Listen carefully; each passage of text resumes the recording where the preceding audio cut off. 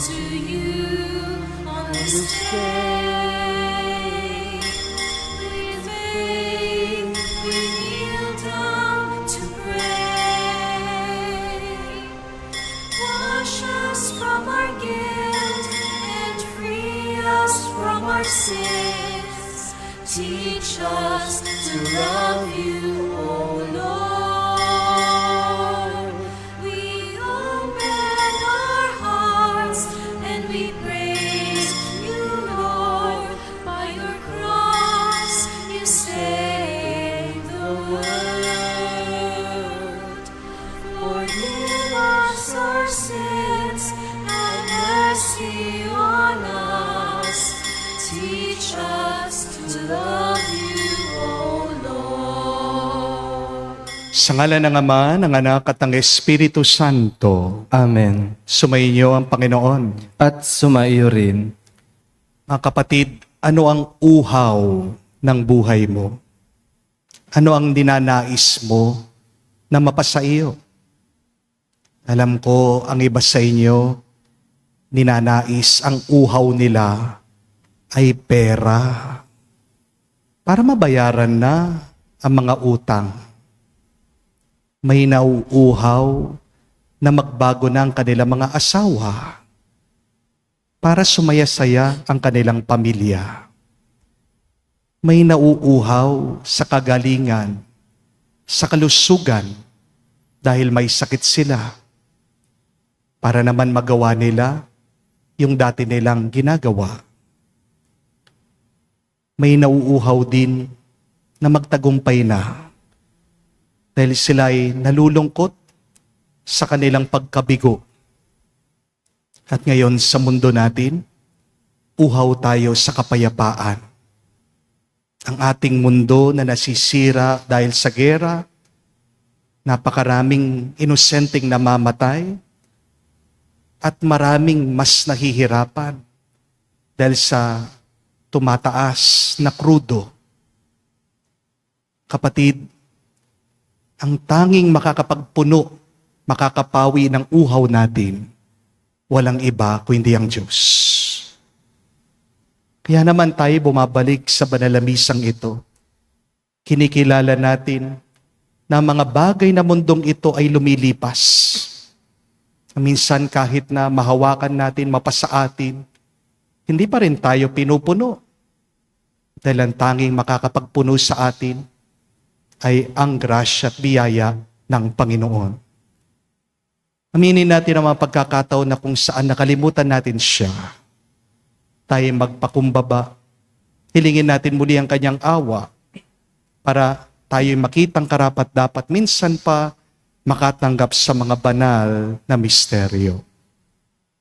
Hinaamin ko Sa makapangyarihang Diyos at sa inyo mga kapatid, na lubha akong nagkasala sa isip, sa salita, sa gawa at sa aking pagkukulang.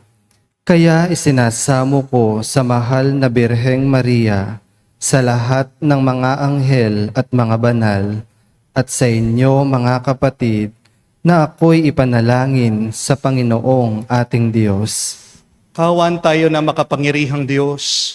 Patawarin tayo sa ating mga kasalanan. Patnubayan tayo sa buhay na walang hanggan. Amen.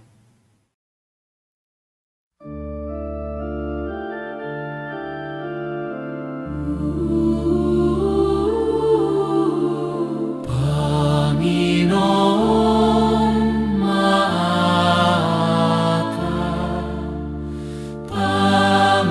Panginoon, mabaka.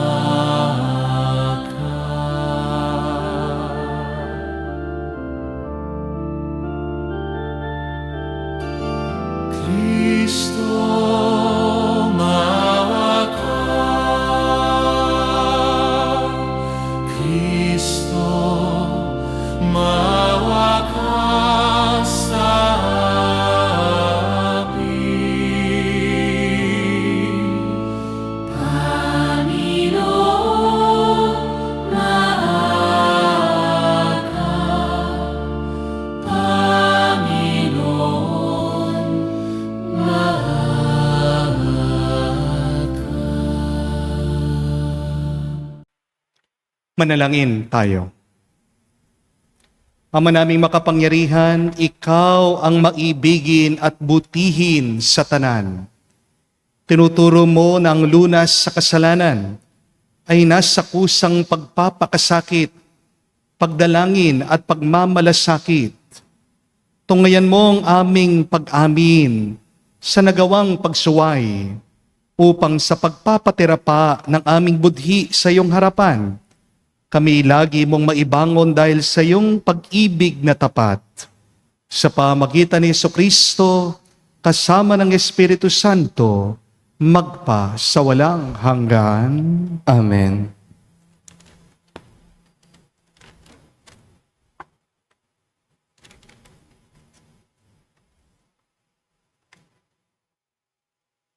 Pagbasa mula sa aklat ng Exodo. Noong mga araw na iyon, talagang uhaw na ang mga Israelita. Kaya sinumbatan nila si Moises. Inialis mo ba kami sa Ehipto para patayin sa uhaw, pati mga anak namin at mga hayop? Kaya, taimtim na nanalangin si Moises sa Panginoon. Ano ang gagawin ko sa mga taong ito? Ibig na nila akong batuhin. Sumagot ang Panginoon, magsama ka ng ilang pinuno ng sambahayan ng Israel at mauna kayo sa mga Israelita. Dalhin mo ang iyong tungkod na inihampas mo sa ilog at lumakad na kayo. Hihintayin ko kayo sa ibabaw ng malaking bato sa Horeb. Hampasin mo ito at bubukal ang tubig na maiinom ng mga tao. Gayon nga ang ginawa ni Moises, at ito ay nasaksihan ng mga kasama niyang leader ng Israel.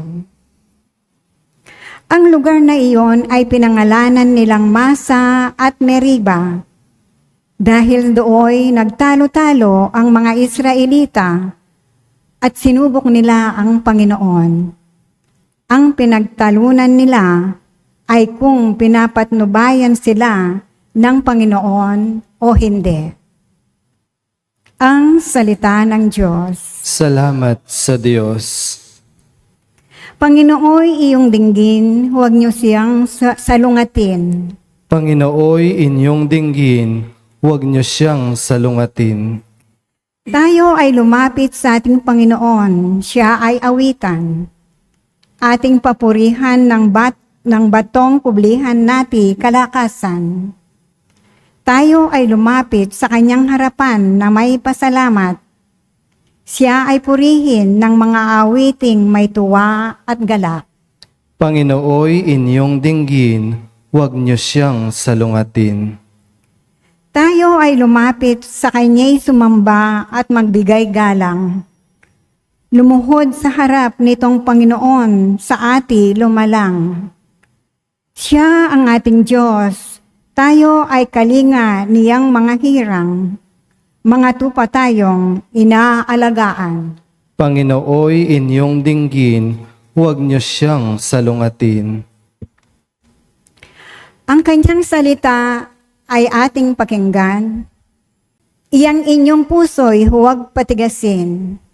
Tulad ng ginawa ng inyong magulang nang nasa Meriba, sa ilang ng Masa.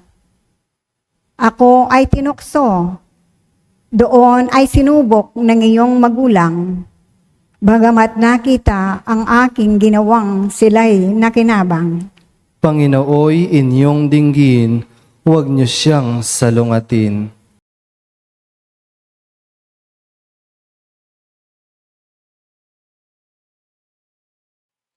Pagbasa mula sa sulat ni Apostol San Pablo sa mga taga-Roma. Mga kapatid, iyamang napawalang sala na tayo dahil sa pananalig sa ating Panginoong Hesukristo. Sa pamamagitan niya'y mayroon na tayong kapanatagan sa harapan ng Diyos. Sa pamamagitan nga niya'y tinatamasa natin ang kagandahang loob ng Diyos at lubos tayong nagagalak sa ating pag-asa na makakasama sa Kanyang kaluwalhatian. Hindi tayo nabigo sa ating pag-asa sapagkat ang pag-ibig ng Diyos ay ibinuhos sa ating mga puso sa pamamagitan ng Espiritu Santo na ipinagkaloob na sa atin.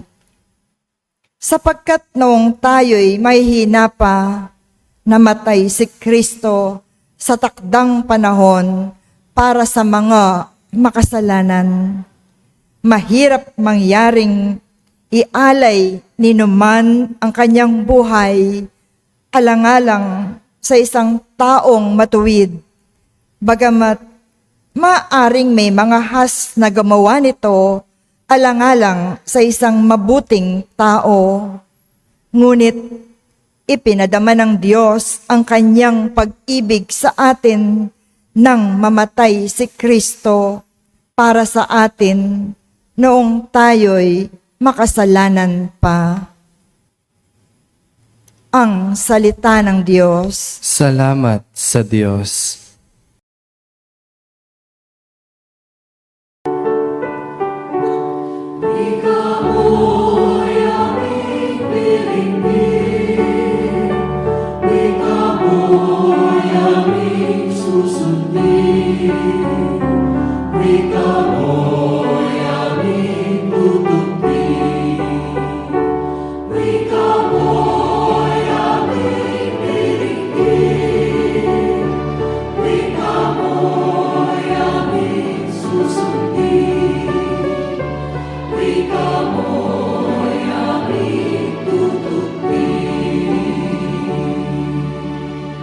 Aming pinananaligan, tagapagligtas ng tanan, Panginoon, kami bigyan ng tubig na bumubuhay upang kami di mauhaw. Sumainyo ang Panginoon. At sumayo rin, Ang mabuting balita ng Panginoon ayon kay San Juan. papuri sa iyo, Panginoon. Nung panong yon, dumating si Jesus sa isang bayan ng Samaria na tinatawag na Sicar, malapit sa bukid na binigay ni Jacob sa kanyang anak na si Jose. Dito matatagpuan ang balon ni Jacob. Umupo si Jesus sa tabi nito sapagkat siya'y napagod sa paglalakbay. Halos katanghalian, tapat na noon, may isang Samaritanang dumating upang umigib. Sinabi ni Jesus sa kanya, maaari bang makainom? Wala noon ang kanya malagad sapagkat bumili ng pagkain sa bayan. Sinabi sa kanya ng Samaritana, kayo'y Hudyo at Samaritana ako. Bakit kayo humihingi sa akin ng inumin? Sapagkat hindi nakikitungo ang mga Hudyo sa mga Samaritano.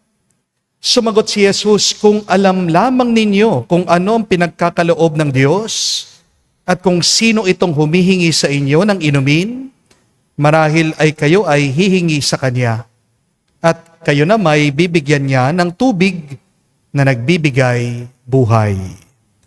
Ginoo, wika ng babae, malalim ang balong ito at wala man lamang kayong panalok. Saan kayo kukuha ng tubig na nagbibigay buhay? Higit pa ba kayong kaysa sa aming ninuno, si Jacob, na nagbigay sa amin ng balong ito? Uminom siya rito, pati ang kanyang mga anak at ang kanyang mga hayop. Sumagot si Jesus, ang uminom ng tubig na ito ay muling mauuhaw. Ngunit ang uminom ng tubig na ibibigay ko ay hindi na muling mauuhaw. Ito'y magiging isang bukal sa loob niya. Babalon at magbibigay sa kanya ng buhay na walang hanggan. Sinabi ng babae, Ginoo, kung gayon po, bigyan niyo po ako ng tubig na sinasabi ninyo, nang hindi na ako mauhaw, ni pumarito para sumalok. Ginoo, sa wari ko'y propeta kayo. Dito sa bundok na ito, sumamba sa Diyos ang aming mga magulang. Ngunit sinasabi ninyong mga Hudyo na sa Jerusalem lamang dapat sambahin ang Diyos. Tinugon siya ni Jesus, maniwala ka sa akin, ginang. Dumarating na ang panahon na sasambahin ninyo ang Ama. Hindi lamang sa bundok na ito o sa Jerusalem. Hindi ninyo makikilala ang inyong sinasamba, ngunit nakikilala namin ang aming sinasamba. Sapagkat ang kaligtasan ay galing sa mga Hudyo. Ngunit dumarating na ang panahon, ngayon na nga, na ang mga tunay na sumasamba sa Ama ay sasamba sa Kanya sa Espiritu at sa katotohanan. Sapagkat ito ang hinahanap ng Ama sa mga sumasamba sa Kanya. Ang Diyos ay Espiritu, kaya dapat siyang sambahin sa Espiritu at sa katotohanan. Sinabi ng babae, nalalaman ko pong paririto ang Mesiyas at tinatawag na Kristo. Pagparito niya, siyang magpapahayag sa atin ng lahat ng bagay. Ako nagsasalita sa iyo, ang tinutukoy mo, sabi ni Jesus. Kaya't paglapit ng mga Samaritano kay Jesus, hiniling nila na tumigil muna siya roon at nanatili siya roon ng 2 araw. At marami pang sumampalataya nang mapakinggan siya. Sinabi nila sa babae, nananampalataya kami sa iyo ngayon. Hindi nang dahil sa sinabi mo, kundi dahil sa narinig namin sa Kanya. Nakilala namin siya ang tagapagligtas ng sanlibutan. Mga kapatid, ang mabuting balita ng ating Panginoon. Pinupuri ka namin, Panginoong Hesukristo. Magandang araw po muli sa inyong lahat. Welcome po sa ating banal na misa at binabati din po natin lahat ng mga sumusubaybay sa atin bawat linggo sa ating banal na misa. Pinagdarasal po natin ang ating mga kapatid na OFW na nasa ibang bansa, naway sila'y manatiling ligtas. Please stay well, be well, and keep safe po sa inyong lahat. Pinagdarasal namin kayo. Tanong lang po, ano po sa tingin niyo ang dasal ng mga dalaga? Depende po sa edad ng dalaga. Kapag daw po ang dalaga ay 18 years old hanggang 30 years old, ang dasal daw po niya ay, Lord, give me the perfect man. Siyempre, perfectionist po ang dalaga. Idealistic. Gusto niya, perpekto ang kanyang mapamakasawa. Amen? Ang tanong, sino po ang perfect man? Meron daw pong 5M ang perfect man. 5 million? Hindi po. 5M. Ibig po sabihin, mayaman, magandang lalaki, mabait, masipag, at madasalin. 5M. Tandahan niyo po yan. Okay?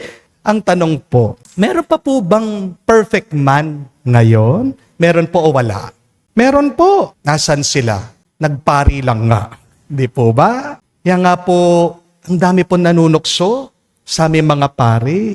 Ako na lang po, nung last week, nagbigay po ako ng recollection dito po sa isang parokya. Pagkatapos ko pong mag-talk, takbuhan yung mga tao. Papalipit po sa akin, nagpipicture. Sabi nila, I love you, Father! I love you, Father! Pagkatingin ko po, mga katekista, mga lektor, kolektora, Legion of Mary, ang tatanda na, puro mga senior.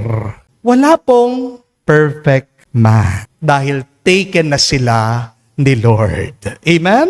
Kaya nga po, pagdating po ng 31 years old ng dalaga hanggang pong 50 years old, iba na po ang kanilang dasal daw. Ano po ang dasal ng dalaga na gusto ng mag-asawa? Sinasabi, Lord, give me a good man. Basta't mabuti lang po, basta't mabait lang po, basta't hindi ako lolokohin. Kahit po hindi po mayaman, Lord, bigyan niyo naman ako ng isang mabuting lalaki para sa akin. Ang tanong po, Meron pa po bang good man ngayon? Baka kakaunti na lang po. Di po ba? Kaya tumatanda po yung babae, nagiging matandang dalaga. Kaya nga po, pag 51 years old na yung dalaga, hanggang 60 years old, ano na po ang dasal nila? Ito po, sinasabi nila, Lord, give me any man. Any man. Kahit sino na lang. Companionship na lang po ang hinahanap nila. Di po ba? Desperado na eh. Last trip na, baka hindi pa makasakay. Hindi po ba? Pero alam niyo po, meron pa rin mga 61 years old hanggang 80 years old. Aba, umaasa pa. Alam niyo po kung ano yung dasal ng mga 61 years old hanggang 80 years old? Ito po, sinasabi nila, Lord, naman. Bakit wala ng man? Di po ba, mga kapatid? Isa po sa mga pinaka-malungkot na karanasan ay yung tumatanda kang mag-isa.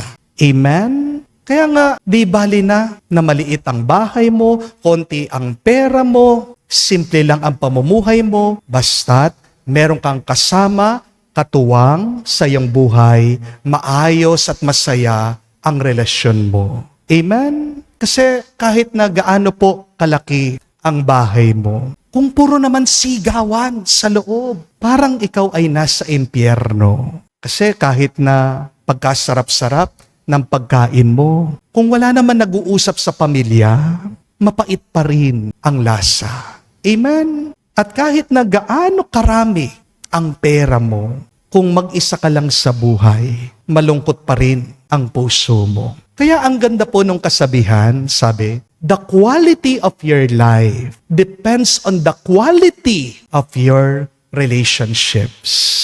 Nakita po nila yan sa pag-aaral eh. Humahaba daw ang buhay ng tao kapag maganda ang relasyon niya sa iba. Ang nagpapahaba daw po sa buhay ng tao, hindi po pera, hindi po talino, hindi po yung kanyang trabaho, kung hindi yung kanyang magandang relasyon sa kanyang pamilya, sa kanyang mga kaibigan, sa kanyang komunidad. The happier you are in your relationship, the longer, the healthier, the stronger you will be in your life. Amen? Kaya nagkakasakit po yung mga iba sa inyo eh. Kasi ang papangit, ang papait ng inyong pagsasama. Amen? Ang pinakauhaw ng buhay po natin ay yung naghahanap tayong mahalin tayo at tayo'y magmahal. Pero ang problema po, minsan sa buhay, nauuhaw tayo sa magandang relasyon. Pero mali ang hinahanap nating tubig. Parang po yung babae, dito sa narinig nating mabuting balita, naghahanap talaga siya ng pagmamahal. Pero saan niya hinanap? Sa iba't ibang lalaki.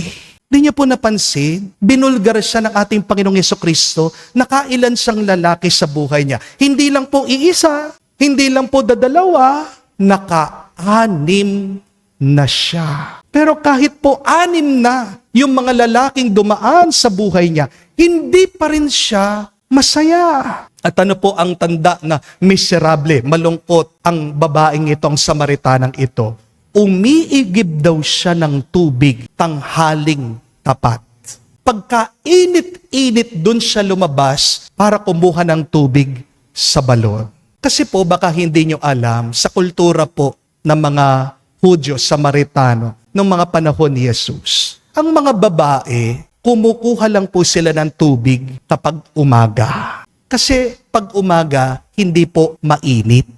Pero itong Samaritanang babae, kumuha daw po tanghaling tapat. Napakainit. May sinag ng araw. Bakit? Kasi ibig sabihin, walang tao doon sa balon. Pumunta yung babae doon sa balon, doon sa araw, doon sa oras, na walang makakakita sa kanya dahil nahihiya siya. Alam po kasi ng babae, hindi tama yung ginagawa niyang relasyon. Mga kapatid, pansinin niyo po, meron ng iba't ibang lalaki sa buhay ng babae, pero hindi napawi yung uhaw ng puso niya. Di po ba? Pero ito ang mabuting balita. Baka hindi niyo po nakita ang detalyeng ito. may pangpitong lalaki na dumating sa buhay ng babae. Sino po yon? Ang Panginoong Hesukristo. At ano po ang simbolo ng pangpito o number 7 sa Biblia? 7 is the symbol of completeness, fullness, perfection. Yung babae na buhay, 6 ang naging lalaki sa buhay niya. What does number 6 mean in the Bible? It is the symbol for evil. Yan nga po yung demonyo, di ba? 666. 6 is the symbol of lacking, of incompleteness. But it took only one God, one Lord, to feel the thirst, the longing of the soul of the woman. Pinatid ni Jesus ang uhaw noong Samaritanang babae sa pamamagitan ng kanyang pagpapatawad, ng kanyang pag-ibig, ng kanyang pagmamahal. Mga kapatid, maraming mga tao ngayon ang nauuhaw sa pagmamahal. Amen? Kaya kung minsan, may mga tao kumakapit sa maling tao.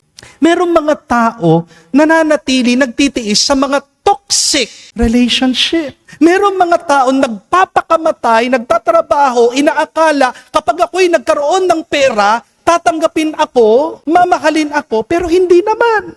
Ginagamit lang sila. Di po ba? Merong mga tao naghahanap ng approval sa social media. Pero tandaan niyo po ito, walang ibang taong makakapagpuno ng uhaw ng puso mo kung hindi ang Diyos.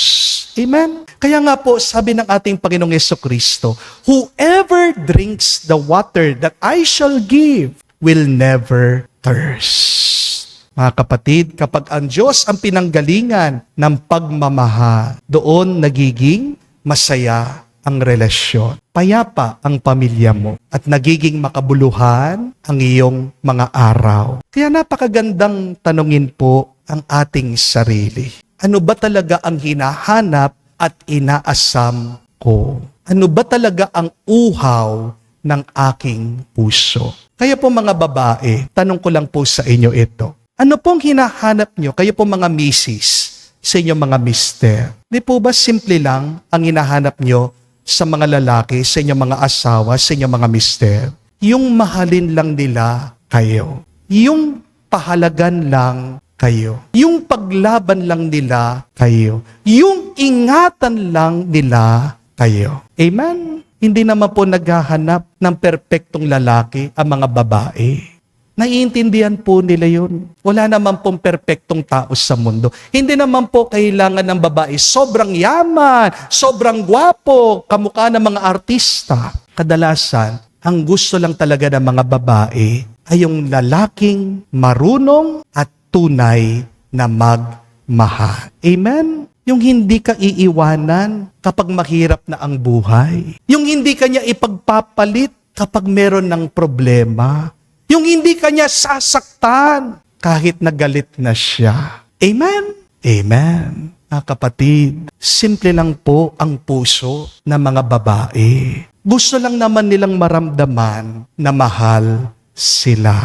Ngayon po ang tanong ko, baliktarin po natin ha? Sa tingin niyo po, ano naman ang hinahanap ng mga lalaki sa mga babae? Ano pong ninanais ng mga mister nyo sa inyong mga misis nila? Ano po? Akala po kasi ng iba, ang hinahanap namin mga lalaki ay yung magandang mukha, sexy ang katawan, malambing, sweet. Opo, nakakatulong po yan. Pero alam nyo, at the end of the day, bandang huli, kung tatanungin mo ang karamihan ng mga lalaki, ito ang pinakamahalaga para sa kanila. Ang hinahanap ng lalaki ay isang babae na marunong gumalang sa kanya. Amen? Yun lang pong hinahanap ng mga lalaki, ng mga mister nyo sa inyo. Respetuhin nyo lang sila. Huwag nyo silang ipapahiya. Kahit na sabihin mo, pamilya naman niya yan, anak niya mga yan, okay lang na marinig nila. Kapatid, masakit po yan para sa isang lalaki. Amen? Huwag niyo pong kakalimutan yan. Ang lalaki po kasi para pong isang kahoy sa labas. Pero sa kanyang loob, madali ring masaktan yan. May puso din yan. Amen? Kapag ang lalaki ay nire-respeto mo, lalo siyang magiging mabuti at responsable. Kapag ang lalaki, pinapahalagan mo, lalo siyang magsisipag, lalo siyang magsisikap. Amen? Kapag ang lalaki, pinaniniwalaan mo, lalo siyang tumatatag, lalo siyang lumalakas. Amen? Kaya minsan, ang gusto lang po marinig ng mga mister nyo sa inyo, kayong mga misis, kayo po mga babae, sabihan nyo naman sila, salamat, proud na proud ako sa iyo. Naniniwala ako sa iyo. Sinasabi niyo po ba yun sa inyong mga mister? O baka sinasabi niyo, Father, alam na niya yan, automatic na yan. Hindi po. Iba pa rin kapag narinig nila sa inyo. Iba ang dating. Iba ang epekto. Yan mga kapatid, tandaan niyo po, ang babae naghahanap ng pagmamahal. Pero ang lalaki naghahanap ng respeto. Kapag ang babae minahal, mas lalo pa siyang magbibigay ng respeto. Pero kapag ang lalaki ginalang mo, mas lalo pa siyang magmamahal sa'yo. Amen? Kaya nga ang magandang relasyon po, kailangan dalawang kamay. Hindi po pwedeng isang kamay lang ang gumagalaw sa katawan. Manghihirapan ang katawan mo. At ano po ang dalawang kamay ng magandang relasyon, pagmamahalan at paggalang? Love and respect. Amen? Pero higit po sa lahat mga kapatid, ang pinakamagandang relasyon dapat sa ating buhay ay walang iba kung hindi ang ating relasyon sa Diyos. Kapag ang iyong relasyon sa Diyos ay mabuti, sapat na, puno na ang iyong buhay. Hindi ka mauuhaw sa ibang bagay kung napuno ang uhaw ng puso mo sa grasya ng Diyos. My dear friends, thirst for God before you thirst for things. Because only God will fill you your needs and much more. Amen? Dahil kapag ang Diyos ang nasa gitna ng iyong relasyon, makikita mo, magiging mas mapagpatawad ka pa sa iyong asawa. Magiging mapagpasensya ka sa iyong pamilya. At magiging mas matibay pa ang inyong pagmamahalan sa bawat isa.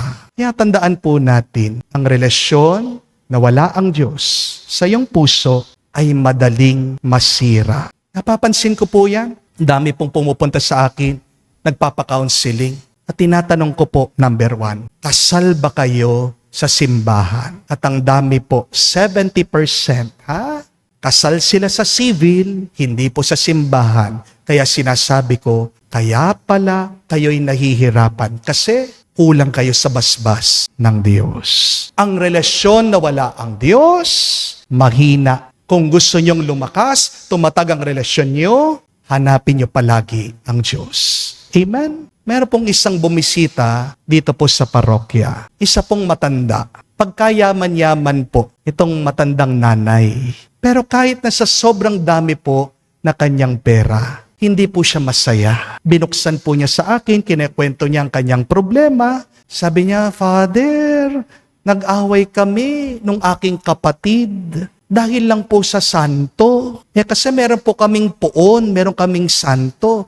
Pinagawa ko po ito. Nung pinagawa ko po, ayaw nang ibigay sa akin ng aking kapatid, inangkin niya. Kaya yun po, nagdemandahan kami. Sabi ko po sa kanya, dahil matanda na po maghihigit na pong 90. Sabi ko, Inay, matanda na po kayo. Hindi nyo na po kailangan ng magtanim ng galit, poot, sakit ng loob. Nakakaiksi po yan ng buhay. Sumagot po siya sa akin. Sabi niya, kasalanan po ng aking kapatid. Ako po yung nakakatanda. Dapat po siyang magpakumbaba. Ayaw po akong kausapin.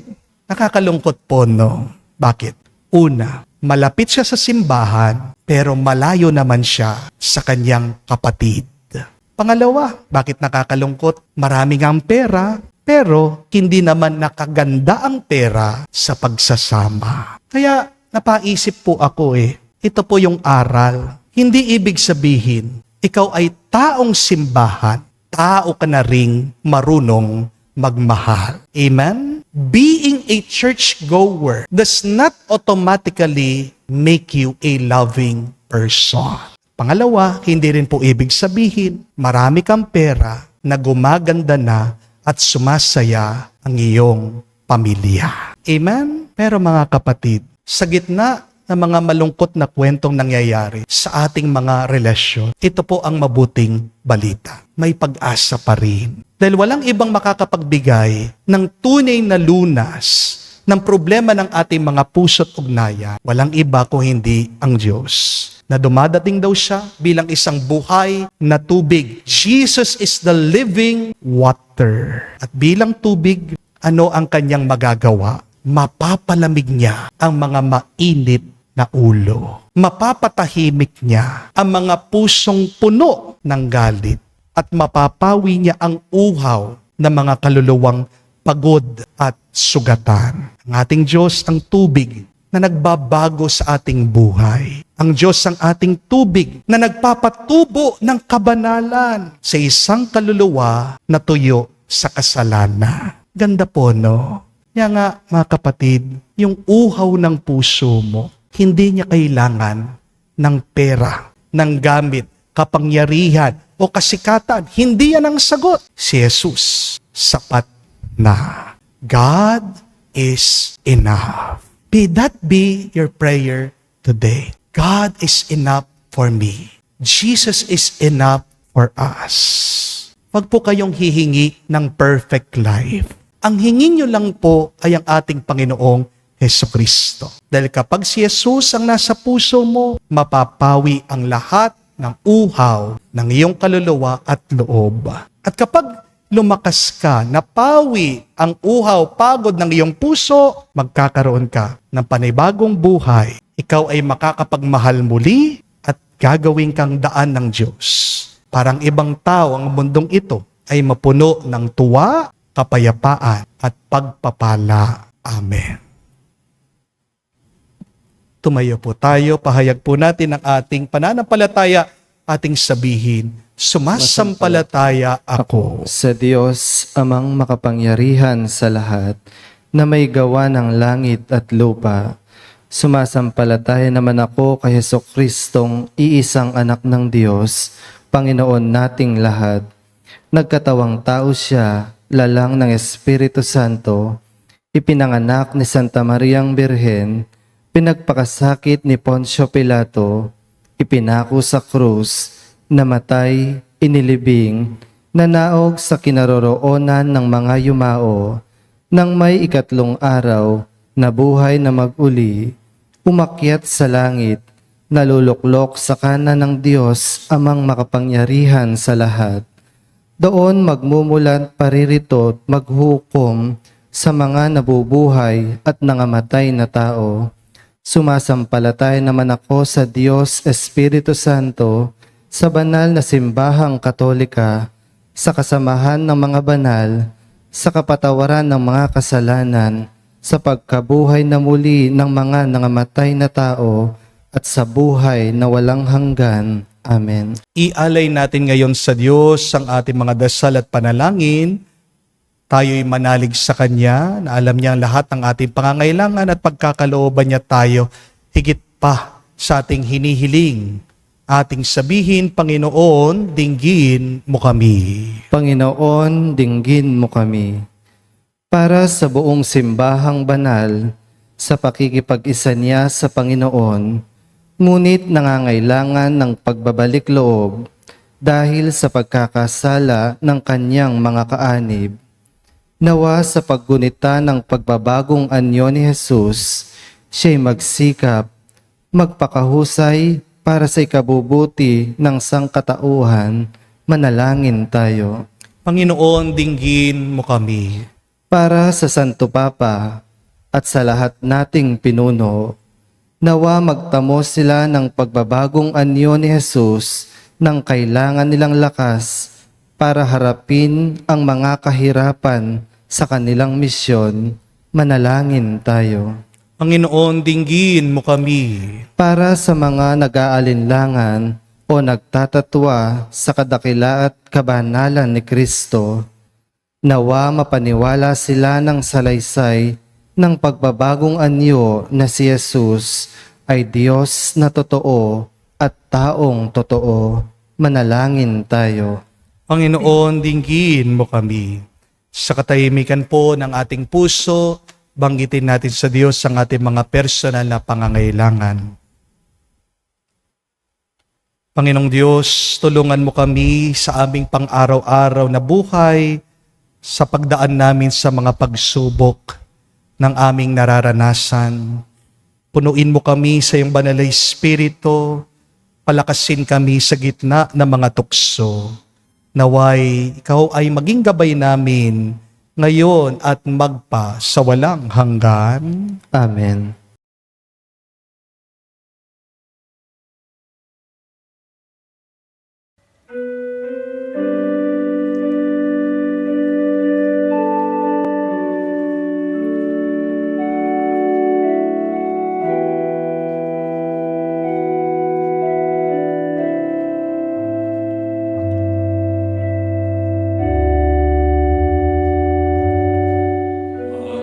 Namin sa iyo, Ama, ang tinapay at alak na ito. Handog ng bayang umaasa, sumasambot nagmamahal sa'yo. Naway dalhin ng iyong anghel ang aming panalangin sa iyong gawampanan. Katulad ng halimuyak ng insenso, umaakyat sa kalangitan. Handog namin sa iyo, Ama, ang tinapay at alak na ito. Handog ng bayang umaasa, sumasapat nagmamahal sa'yo. Manalangin kayo mga kapatid, para ang ating mga paghahain ay kalugdan ng Diyos, amang makapangyarihan. Tanggapin nawa ng Panginoon itong paghahain sa iyong mga kamay, sa kapurihan niya at sa karangalan, sa ating kapakinabangan at sa buong sambayanan niyang banal. Ama naming lumikha, kalugdan mo ang aming paghahain, upang ang mga kasalanan naming inihihingi ng kapatawaran sa iyo, ay matutuhan din naming ipagpatawad sa kapwa-tao.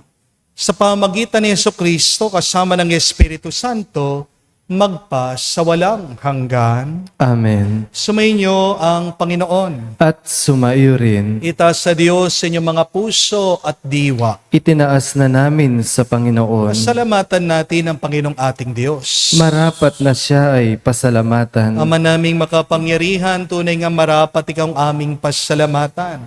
Sa pamagitan ni Jesucristo na aming Panginoon, sa kanyang paghingi ng tubig sa babaeng taga-Samaria, kanyang pinagkaloob ang pananalig upang ang nilapitan niya ay sumampalataya sa pagkauhaw ng iyong anak. Kanyang masidhing hinahangad ng pag-ibig mo'y maipakilala sa mga sumasampalataya sa Kanya. Kaya kaisa na mga anghel nagsisiawit ng papuri sa iyo. Nang walang humpay sa kalangitan, kami nagbubunyi sa iyong kadakilaan. Santo, Santo, Santo, Panginoon Diyos, napupuno ang langit at lupa ng kadakilan mo. Hosana, Hosana, Hosana.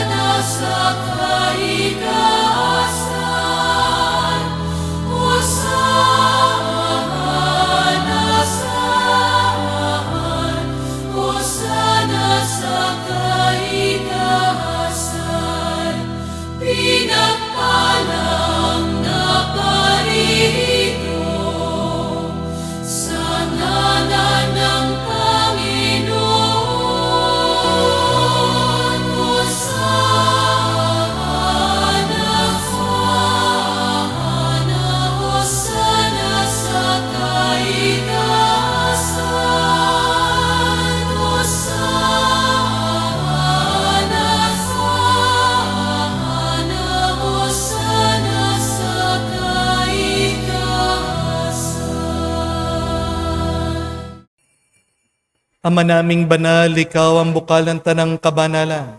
Kaya't sa pamagitan ng iyong Espiritu, gawin mong banal ang mga kaloob na ito, upang para sa amin maging katawan at dugo ng aming Panginoong Heso Kristo.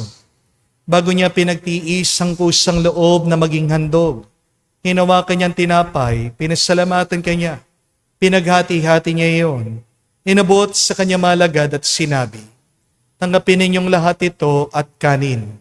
Ito ang aking katawan na ihahandog para sa inyo.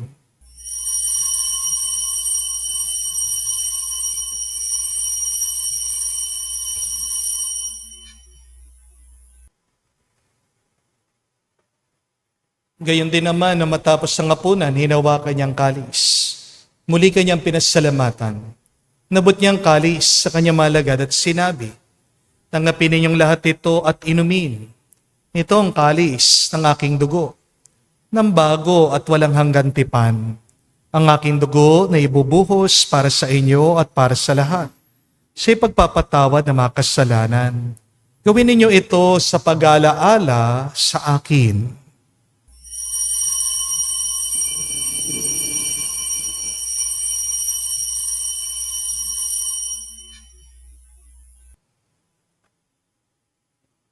Ang misteryo ng pananampalataya.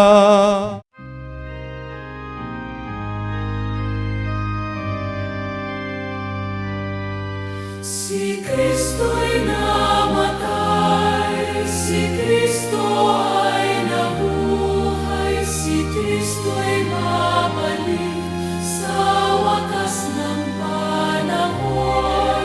Si Kristo'y namatay, Kristo'y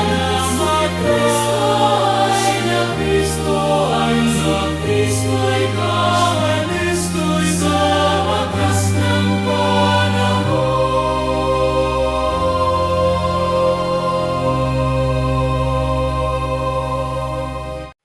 Ama, ginagawa namin ngayon ang pag-alaala sa pagkamatay, muling pagkabuhay ng iyong anak.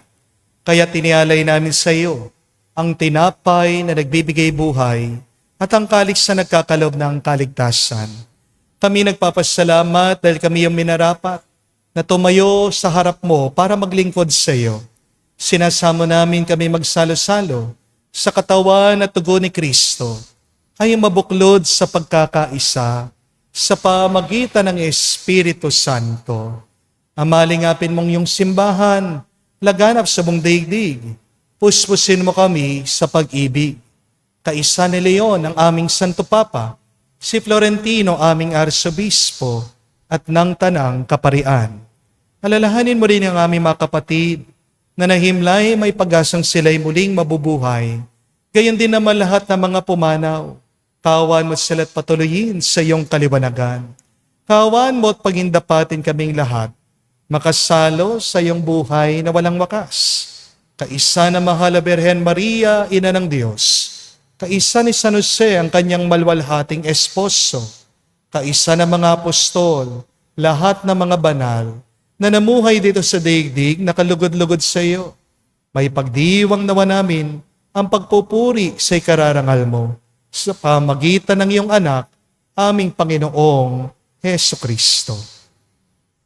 Sa pamamagitan ni Kristo, kasama niya at sa Kanya, ang lahat ng parangal at papuri ay sa iyo, Diyos Ama, makapangyarihan, kasama na Espiritu Santo, magpasawalang hanggan.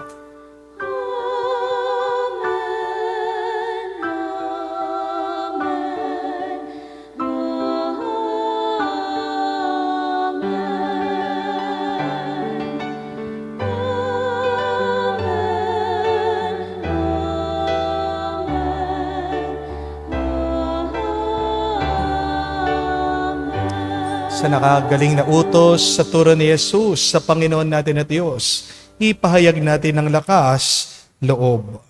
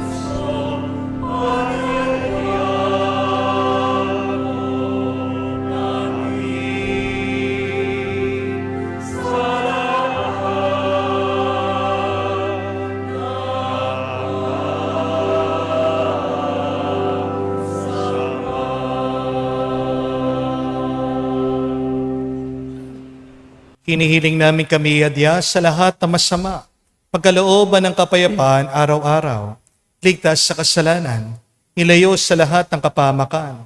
Samantalang aming pinanabikan ang dakilang araw ng pagpapahayag ng tagapagligtas naming si Hesu Kristo.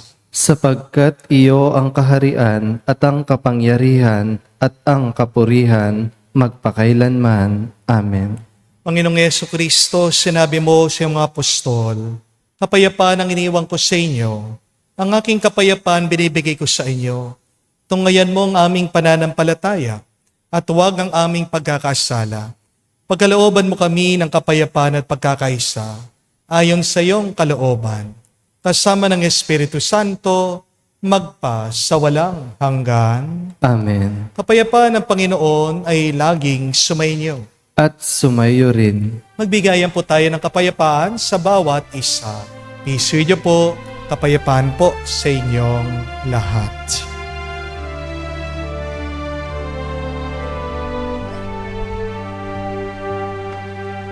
Cordero ng Diyos na nag-aalis ng mga kasalanan ng sanlibutan, maawa ka sa amin.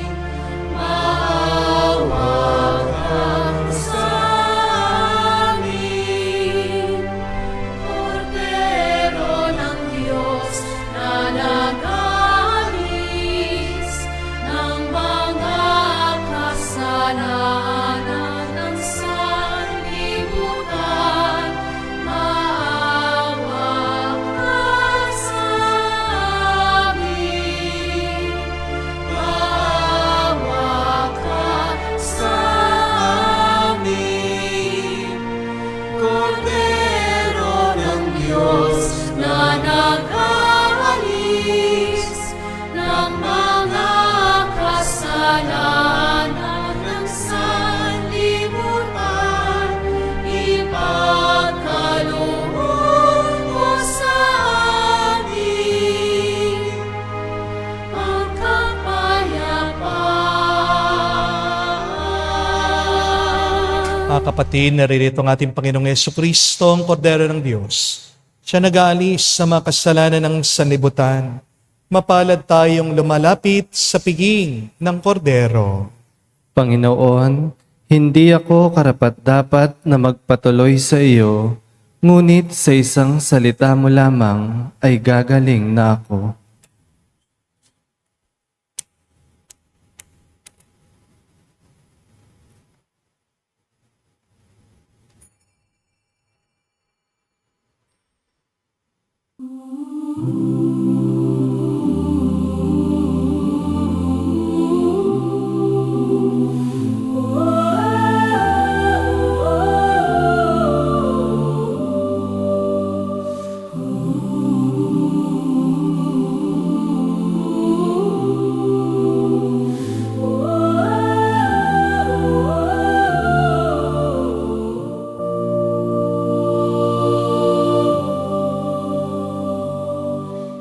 Tanging hiling ko sa'yo, Panginoon, tinig mo marinig ko ngayon sa buhay ko. Uhaw ang aking puso sa pag-ibig kalinga mo. Awa mo't biyaya, padama mo, O Diyos.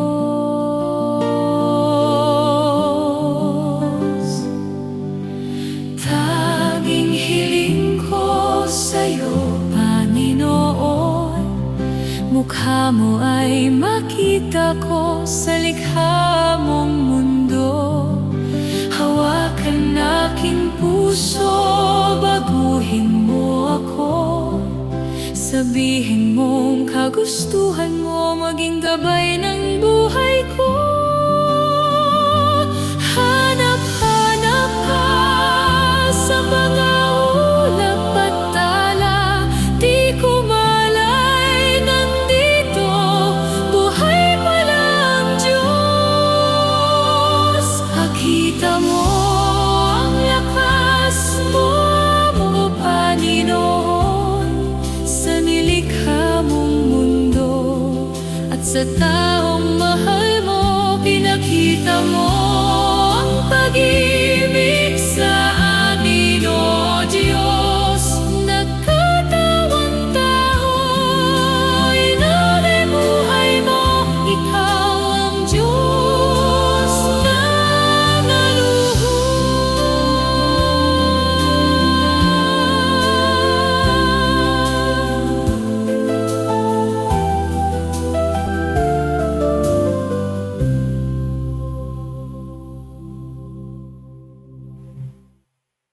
Lumuhod po tayo para sa panalangin para sa mga may sakit. Panginoong Hesus, lumalapit po kami sa iyo ngayon upang idulog ang kagalingan ng mga may sakit. Haplusin niyo po sila at pagkalooban ng panibagong lakas upang sila ay muling makapaglingkod sa iyo. Patawarin niyo po sana sila sa kanilang mga kasalanan at pagkalooban din ng kagalingang pangkaluluwa. Amen. Sa katahimikan po ng ating puso, pagdasal po natin ang ating mga kapatid na may sakit. Hinihiling namin ito sa ngalan ni Kristo, aming Panginoon. Amen. Panalangin para sa mga OFW, lalong-lalo na mga OFW po natin sa bansa na merong gera sa kasalukuyan. Ama, pinapanalangin namin sa iyo ang natatanging kahilingan ng lahat ng mga nagtatrabaho sa ibang bansa. Tulungan mo sila bawat sandali ng kanilang buhay habang nasa ibang bansa. Palakasin mo sila kapag pinanghihinaan sila ng kalooban. Pagalingin mo sila tuwing nagkakasakit. Aliwin mo sila kapag nalulungkot sila. Ilayo mo sila sa anumang masama at kapahamakan upang magpatuloy sila lagi sa kanilang buhay. Mapahalagan nawa ng kanilang pamilya ang bawat sakripisyo nila sa ibang bansa upang wag masayang ang kanilang pagpapagal. Kawan at pagkalooban mo ng biyaya ang lahat ng mga OFW dahil sa iyo lamang aasa at wala nang iba pa. Ang lahat ng ito ay aming sama-samang panalangin sa ngalan ni Jesus. Amen. Banal na muka ni Jesus. Kaawaan mo kami. Tumayo po tayo. Manalangin tayo.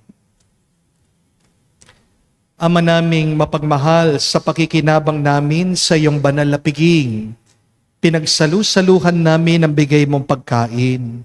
Ang ginaganap namin ngayon sa pagdiriwang ay lubos nawang mangyari sa gawain namin araw-araw. Sa pamagitan ni Jesucristo kasama ng Espiritu Santo, magpa sa walang hanggan. Amen.